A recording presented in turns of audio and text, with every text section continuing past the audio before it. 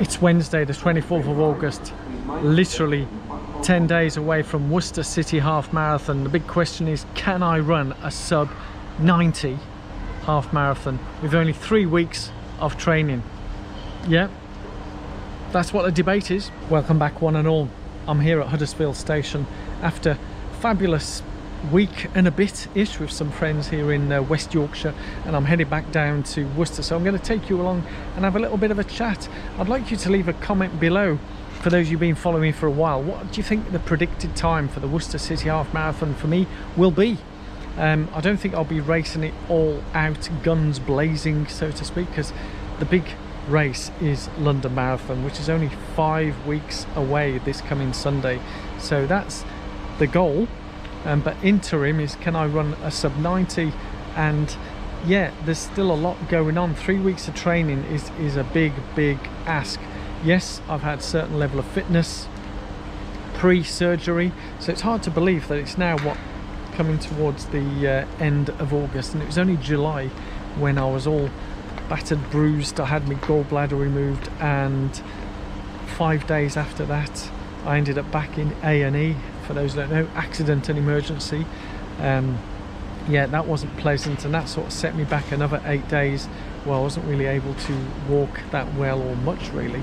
So yeah, a lot has been going on, and certainly a lot needs to settle before I can get back into full training. You would have seen me complete 30k long run at the weekend, so the distance isn't the issue, it's the intensity of the speed. And only this morning I bumped into a runner who follows me on the old YouTubes, and he said I was doing really well on this morning's run and so on, but it's, can I sustain a particular effort for that period of time?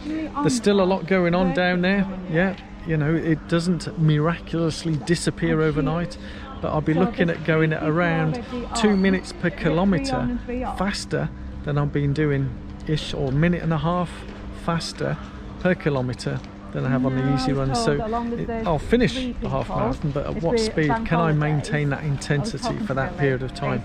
That's the million-dollar question. Until I get to race day, I won't know. So what's the process? What's my thought process? How am I going to go through and slice it down to ensure that I can do the best without overdoing it, over-egging it, or injuring myself, causing some other issues? And I certainly don't want to end up back in accident and emergency. No, I don't want to be doing that. Yeah? So let's have a bit of a thought process, and I'll catch you probably in Manchester next, and we'll talk more there. So I'm now at Manchester, yes, and as with preparing for a half marathon, it's a bit of a journey to get from one place to another. But yeah, the key factor for me in determining whether I can run a sub 90 in such a short period of time is having the combination of both endurance and speed in this short period of time. Whilst I may have had it pre-surgery, getting it back over this period of time is the big question. So that's what I'll be talking to you when I arrive at the next port of destination, which is Birmingham. So I'm about to board the train here in Manchester that's going to Birmingham, and then we'll continue with the journey from there. Here we are at Birmingham. As we work our way off the train.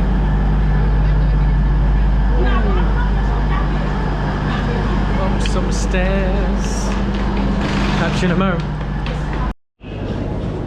The joys of arriving at Birmingham train station.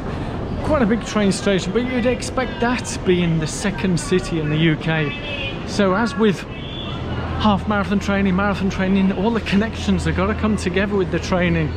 So yeah, the trains seem to be going well, but is the training going well? Well, all I can say is we have to see how things pan out on the day and over the next 10 days, because there's some key workouts for marathon training. I'm not doing any specific half marathon training. I don't even think I've got a chance of tapering or anything like that for the particular race, so I'm going to continue with the marathon training and use the half marathon as part of that training. So let's chat more when I get back to home station Worcester. So I've now arrived at a very wet and rainy Worcester. Yes, autumn must be coming. Anyway, yes, it's nice and cool now. So, in conclusion, if there is a conclusion, who knows, is that me whittering on here on this video, is the sub 90 doable? I would say yes, but a lot of it is in the mind, isn't it? As I say, I've got a few key workouts coming out over the next 3-4 days. Tomorrow is a big one, Thursday, and also let's see what happens on Saturday. I may try a park run at a bit of a tempo, and let's see if I can run a particular pace. So those are some key sessions to see how the body is doing. But as I mentioned right all the way through here, there's still a lot that needs to be recovered and working in my body and innards. Not all the bruising has gone yet either, so there's a lot for my body to get through, and I don't want to break it. So for those of you, I know a lot of you do show care and concern, which is very thoughtful of everyone, so I'm keeping myself feet on the ground and keeping it real. So let's see what unfolds, and I'll update you next with how London Marathon training is going. So fingers crossed, and as I mentioned, I'd love to hear from you. Any predictions on the Worcester City Half Marathon, which, would you believe, behind me, this is part of the course. Yeah, right through the city centre. See you soon, guys. Thanks again. Bye-bye.